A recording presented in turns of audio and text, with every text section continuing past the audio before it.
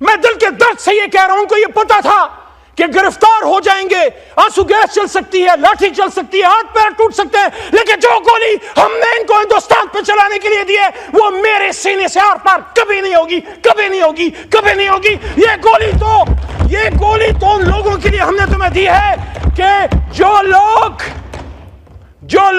سری نگر میں مسلمانوں کا خون بہاتے ہیں، یہ گولی پاکستانیوں پہ چلانے کے لیے نہیں، یہ گولی پاکستان اور اسلام کے دشمنوں پہ چلانے کے لیے ہے۔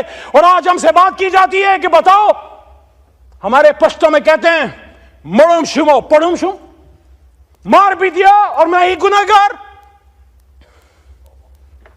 مغل نیم چی غمونو تا بجارم، مروت سے تو پہ پوئے گی، مغل نیم چی زخمونو تا بجارم، خپل انتقام پپر حرود کران غارم، ز پختن چی لگ دمشم لگ سمشم، دا زری حساب بدر نغوارم، وقل جاء الحق وزهق الباطل ان الباطل كان زهوقا۔ مذاکرات نکل آئے گا عمران خان بھی انشاءاللہ 500 دنوں سے کھڑا ہے۔ ہم مذاکرات کی بھیک نہیں مانگتے، اگر تم سمجھتے ہو کہ اس کا اندر رکھ کے ملک چلا سکتے ہو چلا کے دیکھ لو۔ ہم ایک مطالبہ کرتے ہیں، دی چوک کے خون کا انصاف چاہیے، ہمیں اور کچھ نہیں چاہیے۔ مجھے بھی ساتھ عمران خان کے اندر ڈال دو، 78 دنوں تک رہا ہوں میں۔ خواجہ صاحب نے کہا نا، میں اس بات سے ایگری کرتا ہوں، خواجہ آصف نے کہا کہ عزت سے جیل گزارنی چاہیے۔ 78 دن تک رہا ہوں، ایک ایسے آدمی کا پوتا ہوں جس نے پاکستان بنایا تھا، اس آدمی کے ساتھ جیل کا دکھ نہیں۔ جس کوٹلی میں 6/8 میں ممتاز قادری کو آپ نے رکھا، اس میں رہا۔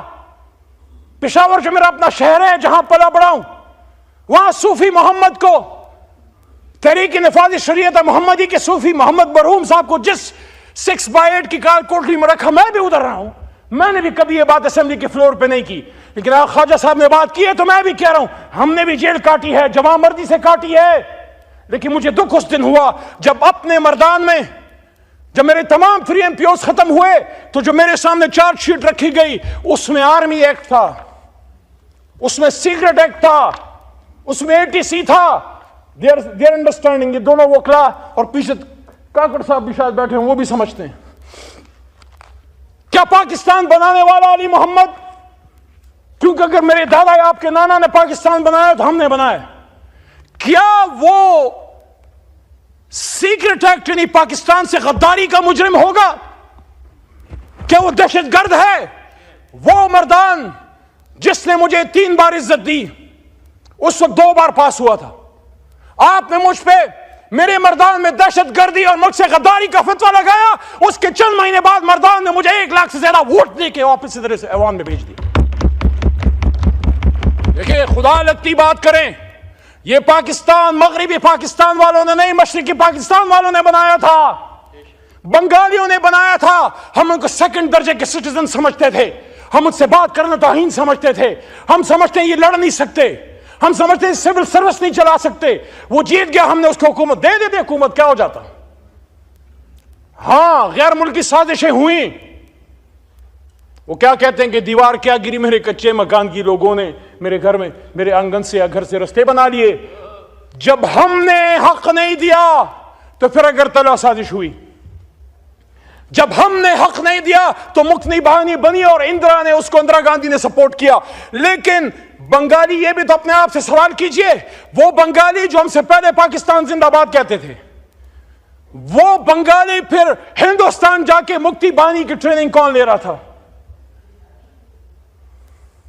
ہندوستانی فوج کے عام ملٹری پرسنل بھی مکتی بہانی کے جامع میں آتے تھے۔